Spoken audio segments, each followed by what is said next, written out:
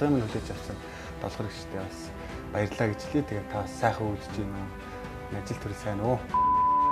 Би амжилт гаргуул болох юм байна гэж бодчихдөг. Магадгүй тамирчны хөдөлмөр өөрөө хүнд хөдөлмөр. Амжилт гаргана гэж бодоод бүхмөө залирслаа явчихсан чинь бэртчихүүлээ. Тэр нөгөө зорьсон зорилгодоо магадгүй хизээч хүрэхгүй бол яа гэдэг асуудал гарч иж байна. Зарим хүүхдүүд бүр хичээлээс сар болоогүй ахт нь 2 сар болж ахт нь жил болоогүй ахт нь шууд тэмцээнд оруулж байна. Тэр янз янзын шатны тэмцээнүүд ч их олон зохиогддог болсон байна. Гэтэл нөгөө хүүхэд нь өөрөө сэтгэл санааны тэмцээнд орно гэж бэлтгэдэг байхад нь тэмцээнд орно. Тэгэхээр зэрэг нөгөө биеийн тэмрийн багшаар ажилласан, дасгалжуулагчаар ажилласан гэдэг чинь хоёр өөр чиглэл. Биеийн тэмрийн багшууд хүнийг эрүүл чирэг байлгахын төлөө явдаг болоод эрүүл чирэг байх тэр суурийг тавьж өгдөг болоод дасгалжуулагч хүн бол тэр нэг хүүхдийг одоо авиас чадaltaй гэж үзэж байгаа хүүхэд өөрөө тэр авиасаа таниаг байх нь эцэг эх нь таниаг байх нь тийм ээ. Эсвэл одоо өөрийнхөө хардсан тэр өнцгөөс тэр хүүхдийг нээх боломж олоод тарчих учраас дасгалжуулж байгаа гэж.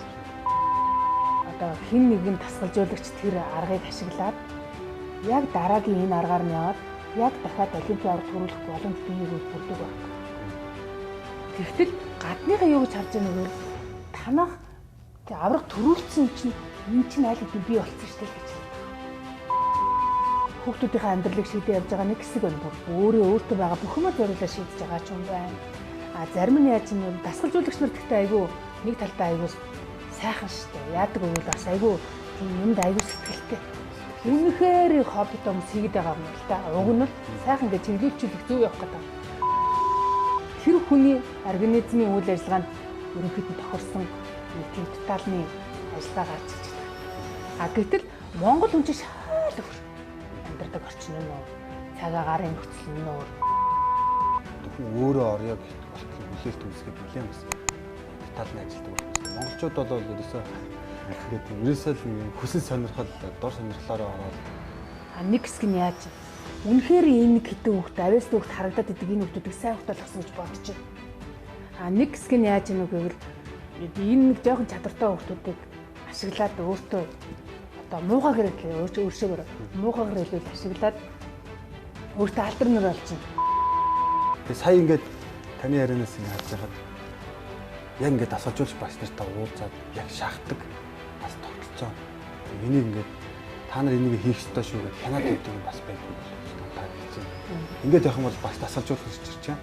Би багш тасалжуулж болох юм тул хүн бэлдэж байгаа юм чи өөрөө хариуцлагатай байх хэрэгтэй.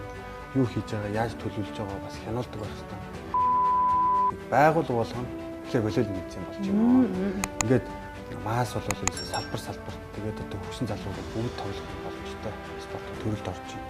Тэгээ энийг одоо хөгжүүлэх гол хамгийн гоё миний одоо хөдлөд байгаа хөндлөл нь юм бэ? Миний хөлөөллийн тэмцээн, улсын аваргын тэмцээн, ямар айлын болж байгаа тэмцээн.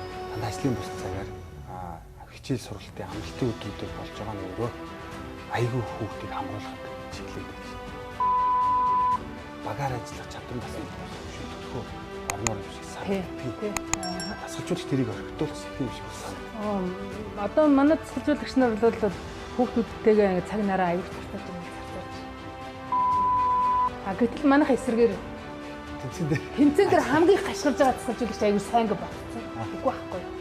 Тэр дасгалжуулагч эндсэн ажлаа бэлтгэлийн үед хийж чадаагүй л гэдгийг харуулж.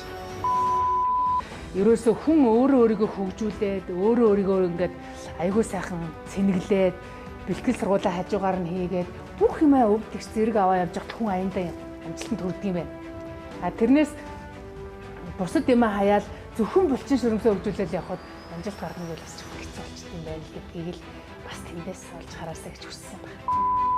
Дасгалжуулагч гэдэг хүн юу хийдэг юм бэ? Ямар байх ёстой юм бэ? Тэр хэмжээнд би байж чадчих нь гэж өөрөөсөө асуухгүй. Асуусан ч хариулах юм байхгүй байсан байж магадгүй байгаа учраас энийг уг нь гаргасан. Тэгээ энэ дээр одоо 14 дасгалжуулагчийн Монгол улсад бас гавьяат, Монгол улсын гавьяат болсон, хөдөлмөрийн баатар болсон, ардын багш болсон дасгалжуулагч нарын яг 14 дасгалжуулагчаас яг адилхан юм асуултууд асуугаад бүгдээр нэгэн хариулт нь оролцсон. Тэгээд яг энэ дотор бол Монгол дасгалжуулагч ер нь монголоор бид нар энэ хүүхэд дасгалжуулахын үйл ажиллагаад энэ төрөл гадны жишээ ч яаж байгаа. Гадныхан ер нь дасгалжуулагч үнийг юу гэж ойлгоод байгаа. Бид нар ер нь ямар юу гэж ойлгоод байгаа. дасгалжуулагч хүн өнөөдөр ямар байгаад байгаа. А ер нь алстад хэрвээ та хүн дасгалжуулагч байгаа бол ямар байвал зөв юм бэ гэдэг чиглэлийг энэ өгнө гэж харж байгаа. Ингээд анхаарал тавьсан талаас. За баярлалаа үзэгчтэй. Тэгээд дараагийн дугаараар уулзлаа түр баяр та.